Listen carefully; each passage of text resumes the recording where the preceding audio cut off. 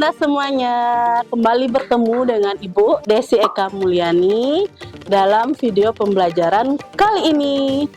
Kali ini kita akan membahas model pembelajaran berbasis proyek atau lebih dikenal dengan PJBL. Nah, Ananda semua tentu sudah sering mendengar kata-kata PJBL ya. Sekarang kita akan membahasnya. Yuk, simak pembahasannya lebih lanjut.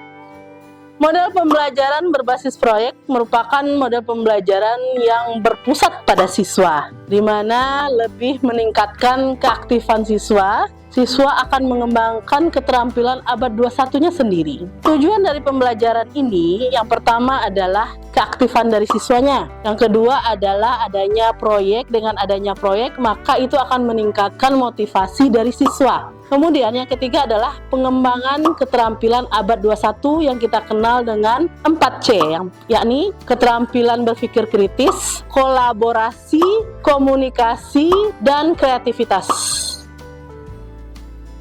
Berdasarkan definisi dari PJBL tadi, kita dapat menyimpulkan 3 karakteristik utama dalam pembelajaran project based learning ini. Yang pertama adalah berpusat pada siswa, di mana siswa aktif dalam mencari, menganalisis, dan memecahkan permasalahannya. Kemudian yang kedua adalah adanya proyek. Jadi dengan adanya proyek ini, siswa mampu mengembangkan keterampilan abad 21-nya, yaitu dengan berkolaborasi dengan temannya, berkomunikasi, kemudian mengasah keterampilan creative thinking-nya, kemudian juga yang terakhir adalah mengasah pemecahan masalah dan pemikiran kritisnya. Dan yang ketiga adalah interdisipliner, di mana dalam menyelesaikan sebuah proyek ini kita seringkali PJBL menggunakan berbagai macam ilmu pengetahuan interdisipliner dalam memecahkan sebuah proyek. Adapun langkah-langkah dalam proses pembelajaran project based learning, yaitu yang pertama adalah penentuan proyek. Di sini penentuan proyek ini sangat penting. Guru dan siswa bersama-sama menentukan proyek sesuai dengan tujuan pembelajaran. Yang kedua adalah perancangan proyek. Dalam merancang proyek, siswa ada menganalisis masalah dalam proyek tersebut. Kemudian yang ketiga adalah dalam pembuatan proyek. Dalam pembuatan proyek di sini siswa bersama-sama secara berkolaborasi dengan kelompoknya menganalisis dari proyek tersebut. Kemudian tugas guru apa sih? Nah, Ananda nanti sebagai guru punya fungsi atau tugas 3. Yang pertama adalah sebagai fasilitator. Fasilitator artinya memfasilitasi siswa-siswanya, untuk menentukan proyeknya sendiri atau dalam mencari solusi untuk pembuatan proyeknya gitu ya, misalnya ya. Kemudian selanjutnya sebagai inspirator. Nah, gurulah yang memancing ide dari siswanya agar muncul ide-ide dari siswanya. Jadi guru yang memancing siswanya untuk berinovasi, berkreativitas gitu ya.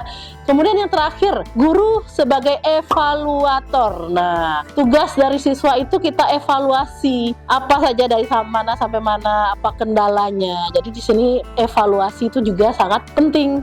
Siswa juga tidak kalah penting perannya dalam proses pembelajaran PJBL ini. Antara lain yang pertama, seluruh siswa harus berperan aktif dalam membuat sebuah produk nantinya. Kemudian yang kedua, siswa harus berkolaborasi karena ini biasanya dalam bentuk kelompok, bukan individu. Jadi mereka akan saling berkolaborasi. Yang ketiga, mereka harus kreatif karena dalam membuat sebuah produk nantinya itu perlu pemikiran yang kreatif dari siswa-siswanya. Nah, ini perlu peran sertanya agar mensukseskan PJBL ini. Dan yang terakhir adalah siswa harus mampu mandiri. Mandiri artinya mereka mengambil keputusan sendiri dan bertanggung jawab sendiri atas keputusan yang mereka ambil. Model pembelajaran project based learning memiliki manfaat antara lain dapat meningkatkan aktivitas belajar siswa, meningkatkan motivasi siswa dalam proses pembelajaran. Kenapa? Karena mereka terlibat aktif dalam proses pembelajaran. Yang kedua, ini merupakan sarana atau wadah dalam pengembangan keterampilan abad 21 yang kita kenal tadi dengan 4C tadi. Kemudian yang ketiga adalah mendorong pembelajaran kontekstual. Kontekstual artinya sesuai dengan yang kita rasakan atau dalam kehidupan kita sehari-hari. Adapun tantangan dalam proses pembelajaran ini, yang pertama dari segi manajemen waktunya. Nah, seorang guru harus bisa memanajemen waktu agar proyek yang dihasilkan oleh siswanya selesai dengan tepat waktu. Yang kedua, nanti akan ada penilaian yang kompleks ya, mungkin lebih bentuknya rubrik penilaian proyek ya. Kemudian yang ketiga, nanti perubahan peran, di mana kita sebagai seorang guru akan mengalami perubahan peran, yaitu dari seorang fasilitator, inspirator, kemudian evaluator.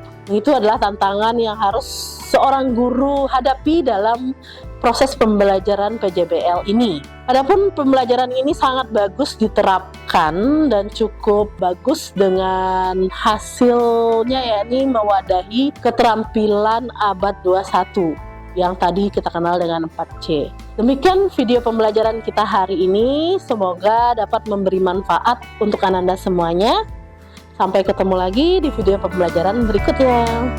Assalamualaikum.